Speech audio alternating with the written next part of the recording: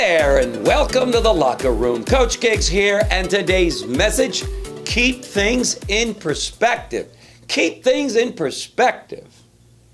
Have you ever heard or had someone say to you, it's okay, keep it in perspective. It's not as bad as it could have been. I'm sure you've heard that. You may have even said that.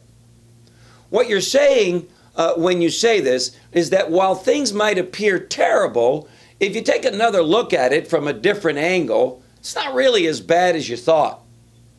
What are they really trying to say here to us? What this statement is saying is change your perspective. That life is really about perspective. Let me explain. I remember many years ago, Mr. Rappaport telling me something that changed my life. He said, quote, "The truth is from where you sit." Well, when he said it, I argued with him until I was exhausted, and no matter what I said to point out the unfairness that was happening to me at the time, he would continue and stay the course and tell me, "Sonny," that was when he wanted me to learn something, he'd call me Sonny. "Sonny, that is your perspective. It is not so-and-so's perspective." And that's when I began to mature and realize life is about perspective. Since then, I've learned to do my best to keep everything in the right perspective. Example, my daughter is growing up during the teen years, and I need to keep my perspective on what she will be like when she is past her teens and 25 and older. That gives me comfort, because these teen years, they don't give me comfort. You see some of that hair? I need some color, okay?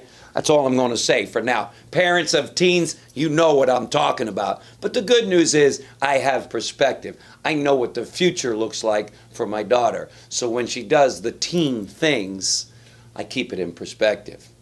In my line of work, I've had some really interesting things happen during my career.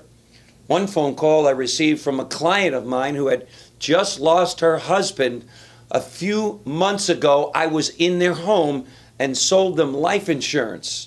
She was hysterical. You can only imagine, they had 2 children, what it was like being in this conversation. After the phone call, naturally, I kind of broke down myself, thinking of these children being raised without a father, as you probably could imagine. Oh, we're out of time. Right before the story was about to take a twist.